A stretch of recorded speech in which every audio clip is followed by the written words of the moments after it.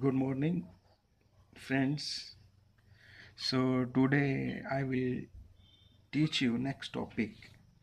These are the applications of the Newton's third law of motions. So first of all, here I will discuss with you the horse cart problem. Now, if you will see in this diagram, so this one is a diagram, and in this diagram, horse is there, and as well as what here that is a cart is there. So in this horse cart problem, reaction R is acting upside and weight mg is acting downside. Another one is here force F is there, capital F is there. In the same way we are having weight mg that is acting downside with the horse. One is a reaction R, H1 is the horizontal component, F1 is the friction force. So all these are the things which are shown in the diagram. You can see and try to understand. ये जो सारी चीज़ें आप लोगों को diagram में देख रहे हैं, इसी के बारे में यहाँ पे लिखा गया है कि ये रिएक्शन है, ये हॉर्स है, ये कार्ट है, ये एमजी है, वेट एमजी डाउनवर्ड लग रहा है, और बाकी ये सारा कुछ लिखने के बाद आप लिख देंगे as shown in the figure. अभी देखिए इक्वेशन को अंडरस्टैंड करेंगे। जब आप इस इक्वेशन को अंडरस्टैंड करेंगे तो ए आपके पास एक्सेलेरेशन आती है। तो देखिए जब इस इक्वेशन को आप अंडरस्टैंड करेंगे तो आपके पास ये इक्वेशन आएगी h minus T is equal to M A. ऐसे क्यों होगा? क्योंकि ये आपके पास होगा हॉरिजॉन्टल कंपोनेंट h। जो हॉरिजॉन्टल कंपोनेंट h है वो इस तरफ लगेगा और जो टेंशन है वो इस तरफ लगेगी। तो h में से माइनस टी कर देंगे और वो आपके पास आएगी एम ए के बराबर। तो आप एच माइनस टी करेंगे वो, और वो आपके पास किसके बराबर होगी? एम ए के बराबर। और इसको इक्वेशन नंबर क्या बोलेंगे? 1 बोलेंगे। ठीक है। फिर आपके पास आता है मोशन ऑफ कार्ट। जब मोशन ऑफ कार्ट की हम बात करते हैं तो आपके पास जो मोशन ऑफ कार्ट की जब हम बात करते हैं तो आपके पास एक तरफ टेंशन आती है और दूसरी तरफ आपके पास फोर्स आती है। तो यहाँ पे जो वेट ऑफ mg होता है कार्ट का, वो बैलेंस हो जाता है रिएक्शन आर डैश के द्वारा। ठीक है। तो इसमें जो फ्रिक्शनल फोर्स है वो एफ, कैपिटल एफ आ रही है। सॉरी, पिछले में मैंने स्मॉल एफ बोला था, यहाँ पे फ्रिक्शनल फोर्स कैपिटल एफ आएगी। तो यहाँ पे जो टेंशन है वो फोर्स से ज़्यादा है, तो टी माइनस एफ जो है वो एम ए के बराबर होगा। टी यहाँ पे टेंशनल फोर्स है और F आपके पास फोर्स है, तो T माइनस एफ किसके बराबर होगा? एम ए के। फिर इन दोनों इक्वेशनों को क्या करेंगे? हम ऐड करेंगे।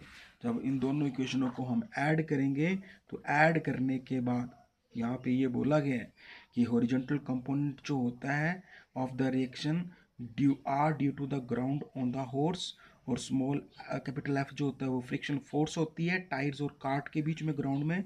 तो एच जो है वो ग्रेटर देन एफ होता है। तो जब आप इन दोनों को ऐड करेंगे तो यहाँ पे ऐड करने के बाद आपके पास आएगा H minus T minus F is equal to M A plus M A. तो टी से टी चला जाएगा। जब टी से टी चला जाएगा तो आपके पास आएगा एच माइनस एफ, और वो आपके पास इक्वल होगा ए कॉमन आ जाएगा। जब ए कॉमन आएगा तो capital M plus small M होगा। ठीक है। तो उसी तरह से यदि आपने ए की वैल्यू निकालनी है तो स्मॉल ए होगा H minus F upon capital M plus small M. तो ये आपके पास एक्सप्रेशन आएगा एक्सेलरेशन का। किसके लिए? ये आपके पास आएगा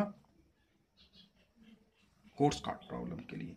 देखिए उसके बाद आपके पास जो आता है वो नेक्स्ट प्रॉब्लम आती है प्रॉब्लम ऑफ मासेस एंड पुल्लीज। जब आपके पास मासेस और पुल्ली की प्रॉब्लम आती है तो आपके पास क्या होता है?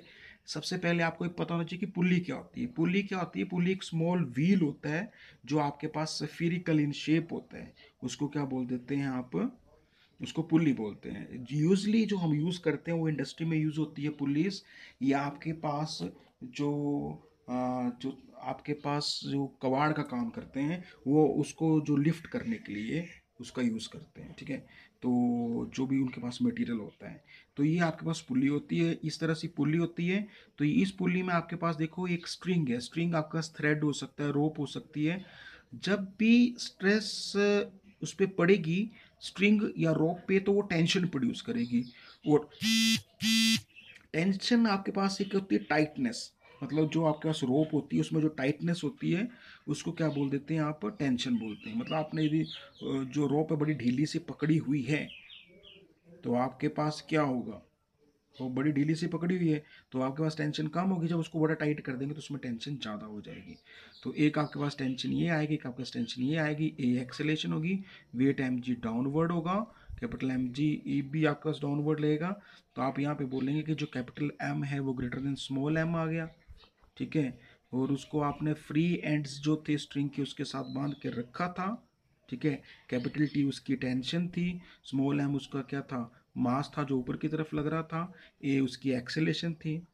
तो अभी इस इक्वेशन में आप ये देखेंगे कि जब equation of motion of mass capital M आपने निकालनी है तो इस तरफ टेंशन आ रही है, इस तरफ टेंशन आ रही है, वेट एम जी डाउनवर्ड लग रहा है, small M G capital M G भी डाउनवर्ड लग रहा है। तो देखो कैपिटल एफ जो है वो आपके पास एम जी माइनस टी होगा। क्यों होगा, क्योंकि ये दोनों एक दूसरे के में क्या है, ऑपोजिट में। और मैंने पहले भी बताया था कि जब ये दोनों ऑपोजिट में होते हैं तो ये नेगेटिव साइन होता है, और यदि ये दोनों सेम डायरेक्शन में होते तो आपके पास क्या आना था, पॉजिटिव साइन आना था। ये आप लोगों ने ध्यान रखना है, अभी नहीं आगे भी ध्यान रखेंगे। जब कभी भी दो फोर्सेस सेम डायरेक्शन में होती हैं, जैसे मान लीजिए ये टेंशन आ गई और ये फोर्स आ गई, तो आपने क्या काम करना है, इन दोनों को T प्लस एफ होगा आपके पास। लेकिन जब जब भी आपके पास टेंशन ऊपर की तरफ आ रही है, फोर्स आपके पास नीचे की तरफ आ रही है, तो आपके पास क्या होगा, तो T माइनस एफ आपके पास होगा। तो ये सिचुएशन आपने ध्यान में रखनी है आपके पास, ठीक है। तो ये देखिए ये मेरे पास बात आ गई। फिर मैंने क्या काम किया, फिर मैंने ये आपके पास आ गया कि F इज इक्वल टू हो गया एम जी माइनस टी। तो एम जी ये हो गया, ये टी हो गया, तो दोनों माइनस में आए तो F is equal to M G minus T हो गया। बट आपको ये पता है, आपको ये भी पता है कि जो F है वो किसके बराबर होता है, एम ए के। तो F एम ए के बराबर होता है, तो जहाँ पे F लिखा है वहाँ पे आप एम ए लिखेंगे, तो M A is equal to M G minus T होगा। इसको इक्वेशन नंबर 1 मानेंगे। उसी तरह से आपके पास नेक्स्ट आती है equation of motion, equation of motion of mass mole M. Equation of motion of mass mole M निकालेंगे तो इसमें अपवर्ड फोर्स जो मास पे लगेगी एम पे, उसको क्या लिखेंगे हम, उसको लिखेंगे, देखो आपके पास वही बात आ गई। इस केस में, इस केस में टेंशन ज़्यादा है। टेंशन क्यों ज़्यादा है, क्योंकि ये वाला पोर्शन क्या है, हैवी है। जब ये पोर्शन हैवी होगा और इसको आप एज्यूम करके चलेंगे कि टेंशन यहाँ पे ज़्यादा है, जब टेंशन ज़्यादा होगी तो ज़्यादा में से माइनस कम करेंगे ना, तो capital T minus M G आएगा। तो capital T minus M G, और उसको आपने पुट कर दिया एफ के बराबर, तो एफ आपके पास हो गया capital T minus M G के बराबर। अभी इस एफ की वैल्यू आपके पास आती है एम ए, आपने एम ए यहाँ पे पुट कर दिया, और एम ए होता है टी माइनस एम जी। इसको क्वेश्चन नंबर आपने क्या माना, सेकंड मान लिया। अभी आपने क्या काम कर दिया, दोनों इक्वेशनों को ऐड कर दिया। एडिंग इक्वेशन 1 एंड इक्वेशन 2, जब दोनों को ऐड करेंगे we get capital M plus small M into A is equal to capital M minus M into G. आपने क्या निकालना है, ए, तो ए आपके होगा capital M minus M upon capital M plus small M into G. अभी ये value ली आपने ए की, और इसको आपने इक्वेशन नंबर 1 में पुट कर दिया, यहाँ पे पुट कर दिया इक्वेशन नंबर, इस इक्वेशन नंबर 1 में पुट कर दिया आपने इस वैल्यू को, ठीक है। आपके पास आ गया capital M into capital M into capital M minus M upon capital M plus M into G, और ये हो गया एम जी माइनस टी, ठीक है। तो आपके पास जब आपने टी निकालना है, ये सारी वैल्यू इधर उधर शिफ्ट कर दी, तो कैपिटल टी आपके पास हो गया 2m upon capital M plus M into G. अभी नेक्स्ट टॉपिक जो मेरे पास आता है वो आता है Newton second law is the real law of motion. यहाँ पे हमने ये अंडरस्टैंड करना है Newton second law is the real law of motion. तो आप इसको कैसे अंडरस्टैंड करेंगे, और ये क्वेश्चन वेरी वेरी इंपॉर्टेंट है एग्जामिनेशन पॉइंट ऑफ व्यू से। बड़ी सिंपल बात है, बोलने का मीनिंग ये है कि आपके पास न्यूटन सेकेंड लॉ से आप जो हैं वो आप फर्स्ट लॉ भी ड्राइव कर सकते हैं और सेकेंड लॉ भी ड्राइव कर सकते हैं। मतलब आप न्यूटन के सेकेंड लॉ से फर्स्ट लॉ, और न्यूटन की इससे थर्ड लॉ दोनों ड्राइव कर सकते हैं। कहाँ से, सेकेंड लॉ से। सेकेंड लॉ से फर्स्ट लॉ भी और थर्ड लॉ भी। अभी देखिए कैसे, आपको पता है न्यूटन सेकंड लॉ की दो स्टेटमेंट्स हैं। फर्स्ट स्टेटमेंट में ये बोला जाता है कि आपके पास जो एफ है वो एम ए के इक्वल है। जब आपके पास एफ एम ए के इक्वल है तो आप ये बोलेंगे कि आपके पास जो एफ है वो ज़ीरो है। जब फोर्स ही ज़ीरो होगी आपके पास तो इसका मतलब कोई भी एक्सटर्नल फोर्स नहीं लग रही है। जब किसी चीज़ पे कोई एक्सटर्नल फोर्स नहीं लगेगी इसका मीनिंग एम ए किसके बराबर हो गया, ज़ीरो के। जब एम ए ज़ीरो हो गया तो मास तो कभी किसी चीज़ का ज़ीरो नहीं हो सकता है, ये आपने ध्यान में रखना है। मास कैन नॉट बी जीरो। यदि मास जीरो नहीं है इसका मतलब क्या जीरो है, एक्सेलेरेशन जीरो है। एक्सेलेरेशन जीरो कब हो सकती है, दो पॉइंट्स में, या तो वेलोसिटी क्या हो जाए जीरो, या तो वेलोसिटी क्या हो जाए कांस्टेंट। ठीक है, तो आपने ये ध्यान रखना है, या तो वेलोसिटी जीरो हो जाए या तो वेलोसिटी कांस्टेंट हो, तभी एक्सेलेरेशन क्या हो सकती है, जीरो। इसका मीनिंग वेलोसिटी जीरो कब होगी, जब बॉडी किस में होगी, रेस्ट में। और इसका मतलब वेलोसिटी कांस्टेंट कब होगी, जब बॉडी कहां से होगी, यूनिफॉर्म मोशन में। ठीक है, और आपको पता है यही आपके पास क्या आ गई, स्टेटमेंट आ गई न्यूटन्स के फर्स्ट लॉ की। न्यूटन फर्स्ट लॉ में ये स्टेटमेंट बोली जाती है, if a body is at rest it will remain at rest, and if a body is moving with a uniform motion then it start moving with a uniform motion. तो आप ये देख सकते हैं, यहाँ पे मैंने ये बोला कि Newton second law of motion ये बोलता है first law is contain in the second law. तो यहाँ पे बोला according to Newton second law of motion F किसके बराबर हो गया, एम ए के। जब एफ आपके पास एम ए के इक्वल हो गया तो आपने बोला कि एफ आपके पास जीरो आ गई। जब आपके पास F is equal to zero हो गई तो that is no external force on the body, कोई भी एक्सटर्नल फोर्स नहीं लगाई थी बॉडी के ऊपर। तो जब आपने कोई एक्सटर्नल फोर्स नहीं लगाई थी इसका मतलब एम ए किसके बराबर हो गया, जीरो के। जब एम ए जीरो के बराबर हो गया तो ए किसके बराबर हो गया, जीरो।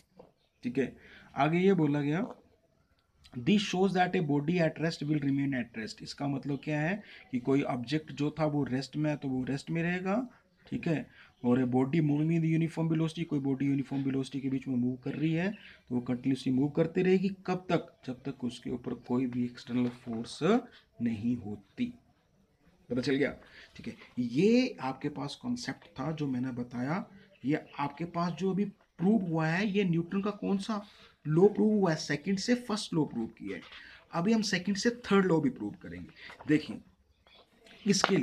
इसके लिए मैंने जो आपके पास बात आ रही है वो मेरे पास आ रही है, आपके पास ये है डायग्राम। इस डायग्राम में क्या है कि ये आपके पास एक टेबल है और उस टेबल पे आपने बुक रख दी है।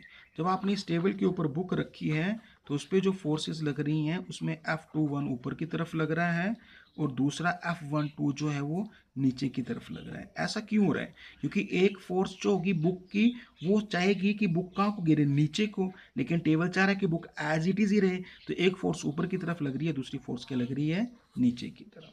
ठीक है, अभी देखिए आपको ये पता है कि इसकी स्टेटमेंट में आता है आपके पास कि जो रेट ऑफ चेंज होता है वो रेट ऑफ चेंज किसके इक्वल होता है, rate of change of momentum.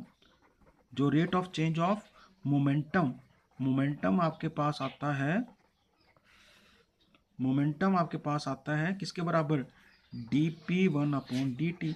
ये मैंने ऐसे क्यों लिखा, क्योंकि ये time rate of change of किसका आता है, मोमेंटम का, p1 का। उसी तरह से आप रेट ऑफ चेंज ऑफ किसका निकालेंगे, rate of change of momentum. ठीक है, और वो rate of change of momentum कितना किसका होगा, वो होगा dp2 और ये होगा dt के बराबर। फिर आपने क्या काम कर दिया, एक्चुअल में ये है क्या, ये आपके पास है F12 और ये आपके पास क्या है, F21।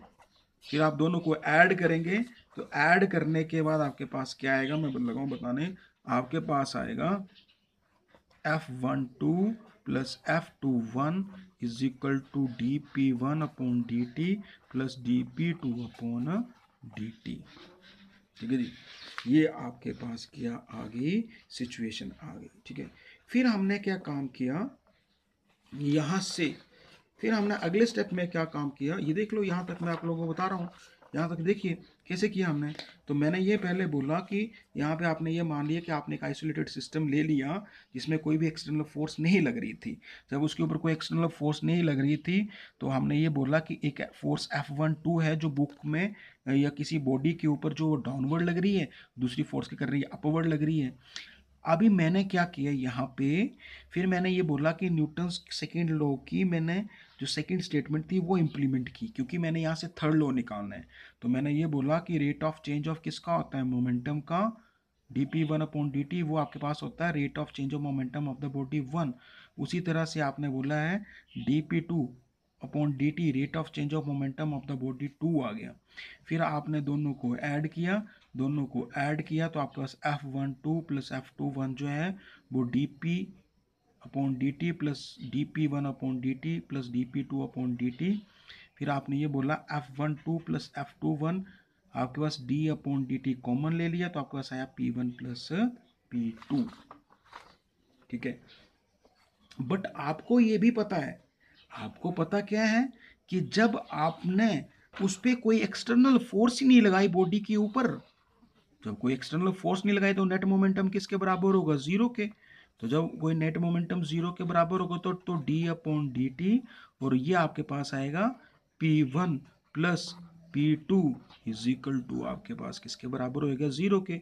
जब आपके पास ये चीज ही जीरो होगी तो इसका मतलब F12 प्लस F21 किसके बराबर हो गए, जीरो के। जब ये दोनों जीरो हो गए तो इसका मतलब F12 is equal to minus F21 के इक्वल हो गया। तो इसका मतलब दोनों फोर्सेस इक्वल और अपोजिट आएगी, और यही स्टेटमेंट होती है आपके पास किसकी, न्यूटन्स के थर्ड लॉ ऑफ मोशन की, जिसकी हमने डेरिवेशन निकाल ली न्यूटन के सेकेंड लॉ से। देखिए ध्यान से, ठीक है। अभी मैंने आपको ये बताया कि जब किसी बॉडी के ऊपर, यहाँ पे लिखा है no since no external force acts on the body, जब कोई भी एक्सटर्नल फोर्स बॉडी के ऊपर नहीं लग रही है तो Newton second law of motion ये बोलता है कि rate of change of momentum of the system is equal to zero. तो मैंने बोला d/dt into P1 plus P2 is equal to zero हो गया। तो जब ये जीरो हो गया तो इसका मतलब ये जीरो हो गया, इसकी वैल्यू मैंने पिछली क्वेश्चन में पुट कर दी, तो F12 plus F21 is equal to zero हो गया, तो F12 is equal to minus F21 हो गया। और ये आपके पास स्टेटमेंट आती है न्यूटन के थर्ड लॉ ऑफ मोशन की। तो हमने ये प्रूव कर दिया यहां से कि न्यूटन का जो लॉ था सेकेंड, उससे मैंने फर्स्ट लॉ भी ड्राइव किया और थर्ड लॉ भी ड्राइव किया। नेक्स्ट टॉपिक मेरे पास आता है law of conservation of linear momentum. जब मैंने law of conservation of linear momentum की बात की तो हमारे पास ये बात आती है कि कंजर्वेशन का मीनिंग क्या होता है, कि कोई चीज कंजर्व रहे। कंजर्व रहे मतलब क्या हुआ कि मोमेंटम इस केस में क्या रहेगा, कंजर्व रहेगा। तो इसमें यह बोला गया कि ऐसा सिस्टम जिसके ऊपर नेट एक्सटर्नल फोर्स लगती है सिस्टम के ऊपर, तो इसका जो टोटल मोमेंटम है सिस्टम का वो क्या रहता है, कंजर्व रहता है, और वो आपका जीरो के बराबर होता है। तो आप ये बोलेंगे according to second law of motion, आपने ये बोला कि एफ किसके बराबर होता है, dp/dt के। मैंने बोला एफ आपके पास जीरो के बराबर होता है। जब आपके पास एफ जीरो के बराबर हुआ तो dp/dt भी आपके पास जीरो के बराबर हो गया। तो जब dp/dt जीरो हुआ तो इसका मतलब p क्या हुआ आपके पास, कांस्टेंट हो गया। तो p आपके पास क्या हुआ, कांस्टेंट हुआ। ठीक है, तो जब p आपके पास कांस्टेंट हुआ तो देखिए, फिर मैंने ये बोला कि आपने एक सिस्टम ले लिया, बोला ना कंसीडर सिस्टम, आपने एक सिस्टम ले लिया जिसके पास n पार्टिकल्स हैं। एक सिस्टम आपने ले लिया जिसके पास n पार्टिकल्स हैं, और जिसमें आपने बोला P1 P2 P3 so on Pn जो हैं वो लीनियर मोमेंटम होते हैं बड़े सारे अलग अलग पार्टिकल के respectively. Therefore total momentum of the system किसके बराबर होगा, सभी छोटे छोटे जो मोमेंटम हम उसको ऐड करेंगे तो आपके पास P जो होगा वो P1 plus P2 plus P3 so on Pn के बराबर होगा। लेकिन आपको पता है कि यहाँ पे F external be the force acting on the system, F external यहाँ पे फोर्स है जो सिस्टम पे लग रही है। तो आप ये बोलेंगे F एक्सटर्नल आपके पास होता है dp/dt। फिर आपने बोला d/dt, इस p की वैल्यू आपने यहाँ पे पुट कर दी तो यह P1 plus P2 plus P3 so on Pn। तो आपने बोला कि F एक्सटर्नल जीरो हो गया। जब F एक्सटर्नल जीरो हो गया तो ये सारा सिस्टम भी किसके बराबर हो गया, जीरो के। तो आपने बोला d/dt P1 plus P2 plus P3 so on Pn is equal to zero. जब ये जीरो हो गया तो किसी भी चीज की डिफरेंशिएशन उसी की जीरो होती है यदि वो चीज किसके बराबर होती है, कांस्टेंट के। तो आप ये बोलेंगे कि P1 plus P2 plus P3 so on Pn is equal to constant which is a principle of conservation of linear momentum. ये आपके पास प्रिंसिपल होता है किसका, कंजर्वेशन ऑफ लीनियर मोमेंटम का। ठीक है, तो देखिए आगे हमारे पास जो आर्टिकल आ रहा है इसी से रिलेटेड, जिसको हम बोलेंगे कि derivation of law of conservation of linear momentum from the Newton's third law of motion. हमने डेरिवेशन करनी है, किसकी डेरिवेशन करनी है? हमने डेरिवेशन करनी है न्यूटन्स के थर्ड लॉ ऑफ मोशन की, लेकिन हमने जो यूज करना है वो यूज करना है हमने किसका? वो करना है हमने law of conservation of linear momentum का। तो इस केस में हमने ये बोला कि हमारे पास दो बॉडीज थी, हमारे पास दो बॉडीज थी, एक कैपिटल ए थी, दूसरी कैपिटल बी थी, और उसके पास मासीस थे, एक का कैपिटल स्मॉल m1 था, दूसरे का m2 था, ठीक है। और वो जो सिस्टम था वो हमारे पास क्या ले लिया हमने? आइसोलेट सिस्टम था। तो जब आइसोलेट सिस्टम होगा तो उनकी वेलोसिटीज भी होंगी, ठीक है, क्योंकि वो ऑब्जेक्ट मूव कर रहे हैं, तो u1 एक वेलोसिटी मान ली, u2 दूसरी वेलोसिटी मान ली, रिस्पेक्टिवली स्ट्रेट लाइन में मूव कर रहे हैं, ठीक है। तो ये डायग्राम आपके पास आ रही है, देखिए ध्यान से। इस डायग्राम में ये आपके पास एक बॉडी ए है, दूसरी बी है, m1 एक का मास है, m2 दूसरे का मास है, u1 एक की वेलोसिटी है, v2 दूसरे की वेलोसिटी है, दोनों के बीच में कोलिजन हो गया। कोलिजन के बाद वो डिफरेंट वेलोसिटी के साथ मूव किए हैं, जो डायग्राम में दिखाई दे रहे हैं। तो m1 मास था, u1 की जगह पे वेलोसिटी b1 होगी, उस तरह से m1 मास था, b2 दूसरी वेलोसिटी होगी आफ्टर द कोलिजन। तो आपने क्या काम किया? पहले इस केस का टोटल मोमेंटम निकाला, पहले आपने इस केस का टोटल मोमेंटम निकाला, फिर आपने क्या काम किया? इस केस का टोटल मोमेंटम निकाला, फिर दोनों को हमने क्या कर दिया? सॉल्व किया। देखो total momentum of the system before collision किसके बराबर होगा? Linear momentum of the body A before the collision plus linear momentum of the body B before the collision. तो आपके पास आया m1 u1 plus m2 u2। इसी तरह से total momentum after collision किसके बराबर होगा? Linear momentum of the body A after collision plus linear momentum of the body B after collision. तो m1 b1 plus m2 v2 आ गया। Therefore change in momentum of the body निकालेंगे। जब therefore change in momentum of the body A after collision हम निकालेंगे, तो वो आपके पास आएगी m1 b1 minus m1 u1। उसी तरह से change in momentum of the body B after collision निकालेंगे, तो वो आपके पास आएगी m2 v2 minus m1 u2। ये दो इक्वेशंस आ गई आपके पास, ठीक है। फिर आपने क्या काम किया? ये आपने सॉल्व करके फिर हम कहाँ पे आ गए? हम यहाँ पे आ गए हैं इस इक्वेशन में। इसने बोला कि जब इनका कोलिजन हुआ तो बॉडी बी ने कुछ फोर्स एक्सर्ट की बॉडी ए के ऊपर, और वो हुई एफ ए बी। उसी तरह से according to Newton's third law of motion की मैंने बात की, तो O A will also exert से फोर्स, ए भी एक्सर्ट करेगा फोर्स, और वो एफ बी ए होगी। तो आप वो बॉडी बी के ऊपर लगेगी। तो फिर आपको पता है कि Newton's third law of motion ये बोलता है कि एफ बी ए जो होता है वो माइनस एफ ए बी होता है। इसको इक्वेशन नंबर क्या बोल देते हैं हम? एक्स, ठीक है। फिर हमने ये बोला कि if delta T be the time for which the collision takes place, delta T वो टाइम होता है जिसके लिए कोलिजन हुआ है, then impulsive force acting on the body किसके बराबर हो जाएगी? इम्पल्स जो होता है वो फोर्स इनटू टाइम के बराबर होता है। तो फोर्स आपके पास एफ ए बी और टाइम डेल्टा टी आ गया, ये डेफिनेशन है इम्पल्स की। तो आपने बोला similarly the impulse of a force acting on the B, वो आपके पास आएगा एफ बी ए और डेल्टा टी आ जाएगा। आपको पता है कि इम्पल्स किसके बराबर होता है? चेंज इन मोमेंटम के बराबर होता है। तो इम्पल्स आपके पास आ गया F A B into delta T, और चेंज इन मोमेंटम आपके पास आता है m1 b1 माइनस माइनस, ठीक है। यहाँ पे आएगा m2, नहीं 1 नहीं आएगा, यहाँ पे भी 1 आएगा, m1 b1 minus m1 b u1 आएगा। ये ए बॉडी के लिए निकाला, उसी तरह से बी बॉडी के लिए निकालेंगे, तो F A B delta T m2 v2 minus m2 u2। अभी ये सारी वैल्यूज ली आपने और ऊपर वाली इक्वेशन में पुट कर दी। तो पुट करने के बाद आपके पास आया, आपके पास ये आ गया m2 v2 minus m2 u2 is equal to minus m1 b1 minus m1 u1। फिर आपने ये वैल्यू इधर शिफ्ट कर दी, ये वैल्यू इधर शिफ्ट कर दी, तो आपके पास आ गया m1 u1 प्लस m2, ये इधर पुट कर दी m2 u2, और दूसरी ये इधर थी, ये वैल्यू इधर पुट कर दी। तो यहाँ से आपने ये कंक्लूजन निकाला कि ये जो मोमेंटम था किसी भी बॉडी का, वो बिफोर द कोलिजन था और ये आफ्टर द कोलिजन था। तो ये आपको मैंने प्रूव करके बता दिया। तो कृपया आप जो भी मैं पढ़ाया आपको उसको ध्यान से देखें, ठीक है, और ज़्यादा से ज़्यादा चैनल को शेयर करें, ठीक है। तो thanks for watching this video. जय हिंद।